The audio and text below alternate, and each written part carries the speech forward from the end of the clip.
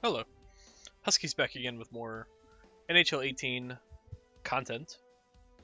I guess that's the best way to say it. I got requested to kind of give my input on the massive trade that went down last week and a half ago, and that is the Colorado, Ottawa, Nashville trade, as well as the Mitch Marner situation in Toronto was another talking point.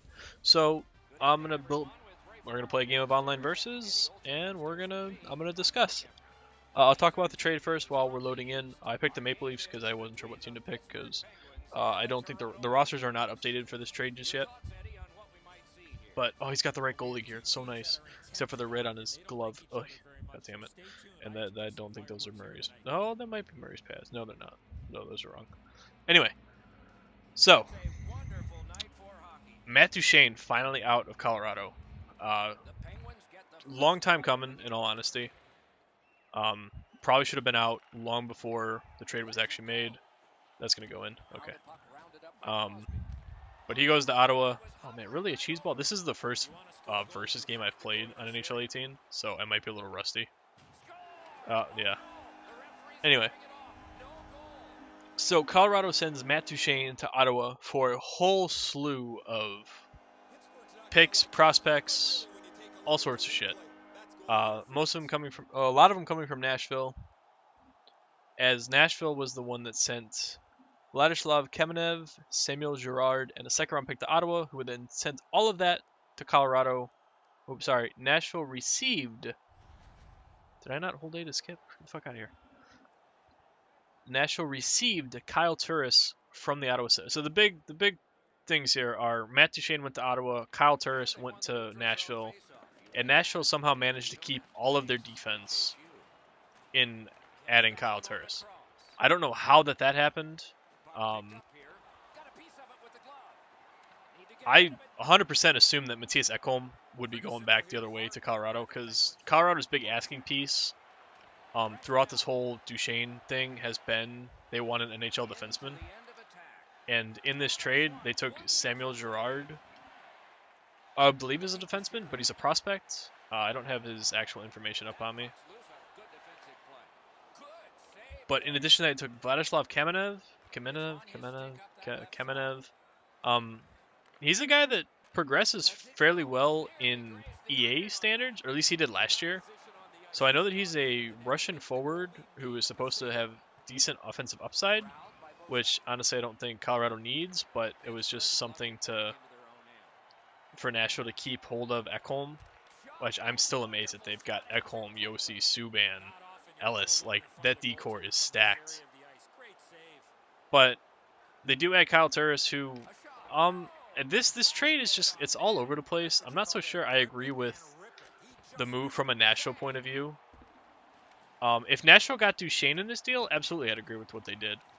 But at the same time, because they didn't give up a NHL defenseman, this deal still works out for them. Ottawa definitely, I feel, got the better of it. Duchene's the better of the two centers, Turris and Duchene. But at the same time, they're both relatively the same age. They do the relative same things. You're basically just swapping a highly offensive center for a highly offensive center. The only thing Ottawa gets out of it is a higher cap hit and a bit of a younger player. Oh man, I have the puck shadow on way too low. This is hurting my eyes. So in the end, and Colorado's return, in all honesty, they got a first-round pick from Ottawa, a second-round pick from Nashville, and a third-round pick from Ottawa. Those, I mean, it's decent. Ottawa's looking like they're going to be a playoff team, so that first-round pick's going to be like mid-20s probably. Possibly even later, depending on how successful they are. So I'm just not sure that Colorado, after all this time of holding on to Duchene and not getting the right deal, apparently, they settled. Like, they settled for Shane Bowers, Andrew Hammond, who is not going to play, Samuel Girard, Vladislav Kamenev, and 3 draft picks next year. And that third round pick's actually 2 years from now. It's not even next year. It's in 2019. So I just think that Colorado mishandled the whole Duchene situation from the start. I mean, that was kind of a well-known fact that they just did not do what they should have with this. I mean, they had such a prominent, he's a stud. Duchene is an absolute stud. I mean, he's kind of struggled because I don't think he's wanted to be in Colorado. Maybe since Wah got fired. Because Wah did get fired, right? Yeah. That was a whole mess. The guy somehow leads him to a playoff spot, and then why would you not go for the puck? You just gave up an icing call. I'm so bad at versus, man. But again, you're here for the discussion, not the actual gameplay. It's just something for me to talk over. But yeah, I think Colorado settled. I don't think they got nearly enough in terms of quality talent now. Do Girard and Kamenev become quality NHLers? Who knows? That's the hope, obviously, for Colorado. Have to wait and see. In honesty, I don't think Nashville really got anything out of this deal worthwhile. I don't think Kyle Turris was worth the package that they sent Ottawa, but at the same time, the package they sent could have been much worse. But Ottawa is definitely far and bar none the winner of this deal in my eyes. Maybe I could make a claim for Nashville because their Turris makes $2.5 million less. He only makes 3.5, whereas Duchene makes 6. But yeah, I have a hard time believing that Ottawa isn't the best team to come away with this. I just think Duchene's a better player. He brings more offensive upside than Turris. Turris is a good two-way forward. He's one of the best face-off guys there is. But I'm gonna side with Ottawa taking the cake with this deal. I mean, Colorado's pure just return is massive. 3 players, 4 picks, or 4 players and 3 picks. Granted, I really think the Ottawa players are just kind of meh. Just throwing it in there to say that they were added. Ooh, big glove save. Oh, give me that. So yeah, in ranking the terms of who got what in this deal, I'd go Ottawa, Nashville, Colorado, because after it just comes back to not Ottawa. I keep flubbing all the fucking teams. It comes back to Colorado's stubbornness to make moves. Like they had deals nearly done with teams like New York, and when you hear New York, Brady Shea was the big name that was mentioned that Colorado wanted. He is an NHL defenseman who has a huge upside. Like that's exactly what you want from Matt Duchene. So I don't understand why you settle for 2 guys that are barely NHL ready, if they're even NHL ready. I mean, Girard probably has NHL experience because he's got an NHL contract. Whereas I think Kamenev, if I'm saying his name wrong, I'm gonna be upset. But I'm bad with names that aren't from the teams that I watch. Since he doesn't have an NHL deal, he's got an AHL and a junior deal, and Anderson just destroyed Zaitsev. Can we get the puck, please? Thank you. Skate Marlowe. Skate Marlowe. So yeah, I would put. I don't remember what the order I just put him in, but I would definitely put Colorado at the bottom. Considering the state of Ottawa and Nashville in terms of Nashville was just in a Stanley Cup, and Ottawa definitely on the upside, like the upturn of being a continuous playoff team. They definitely did a better job of adding to what their team needs. I just took 2 tripping penalties. Oh, I hate playing this game, man. At least online, I hate playing this game. But I needed something to talk over. I think next time I'll just do 3-on-3 against the computer because it's just more interesting and more fun. Hey, goal. Anyway. So yeah, those are pretty much my insights on the big trade that's gone down. I mean, it's disappointing that that's what Colorado settled for. But, I mean, they've shown that they're not real keen with making moves, and they kind of shoot themselves in the foot by being overly stubborn. What? Why did he quit? I'm trying to make a fucking video. God damn it. Alright, well then you know what we're going to do? We're going to talk about Mitch Marner while this loads, and I'm going to do a shootout because that's much more interesting than playing versus, because it's just a waste of time.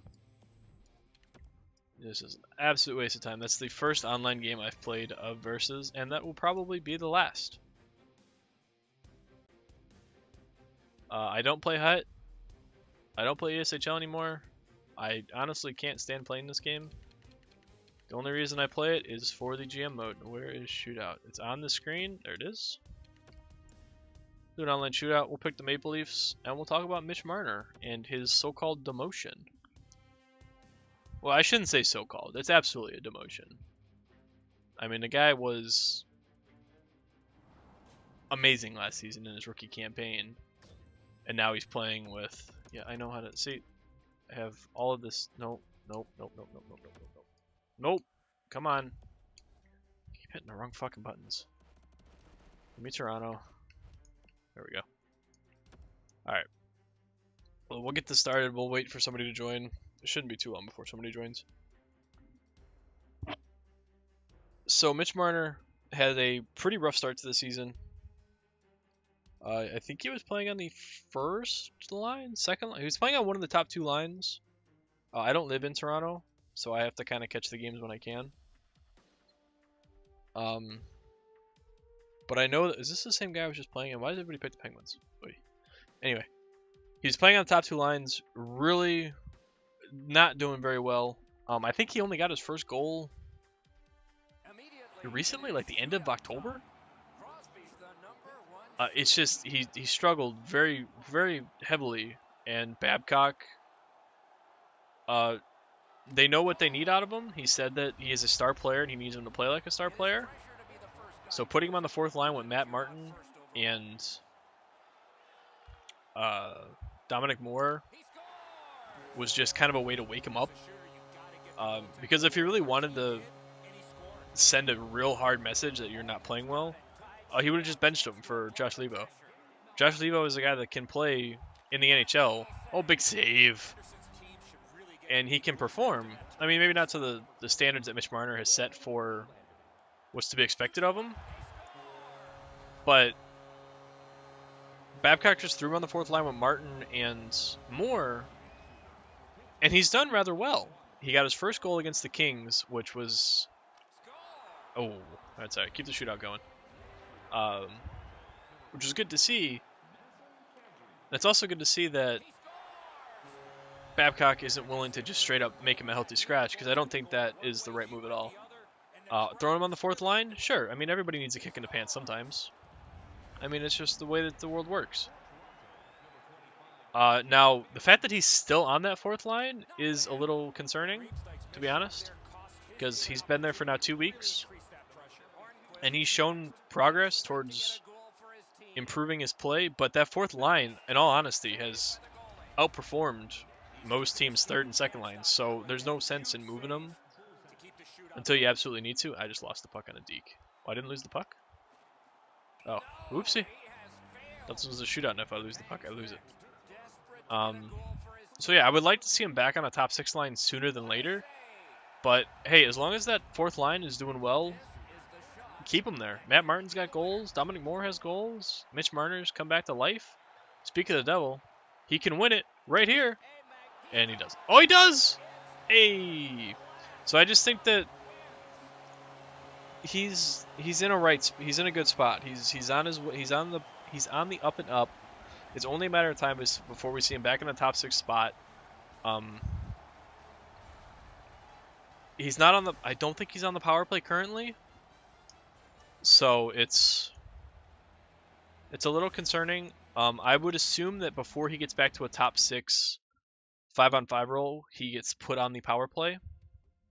But yeah, I don't think it's anything to take too heavily. Babcock is... Well, he's Mike Babcock. Like, he knows what he's doing. I'm not going to question it. I mean, you saw what the team did last year with his first year here. I think it was his first year here. God, I don't honestly know now.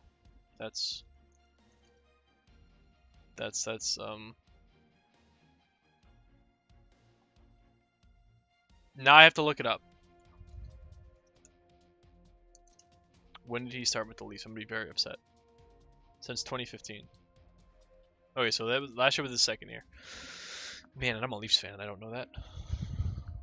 Alright, so the first year he was here was his tank year. That's fine. Anyway.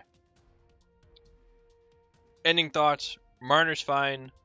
Just giving him a kick in the ass. Showing him that last year was maybe a fluke. And Babcock's not going to coddle him. He's going to... He wants performance. He's going to get performance. He's going to get results. His way or the highway. You've got Josh Levo waiting in the wings. So... Marner kind of had to... I think the demotion was step one, and if he continued to struggle, you bench him for Levo, but he really has to be struggling for that to be the case, because Mitch Marner was amazing last season. Him, Matthews, and Nylander are your big three that you need to keep there. I know Matthews and Nylander are having decent seasons, but you don't want to kill a guy's spirits. Just throw him on the fourth line. You get him having fun. He's having fun with Martin. He's having fun with Moore. Just let him play. I mean, we're only, what, a month and a half into the season? Nothing really to worry about. But yeah, that's where I'm going to call it. Marner's fine. Ottawa won the trade.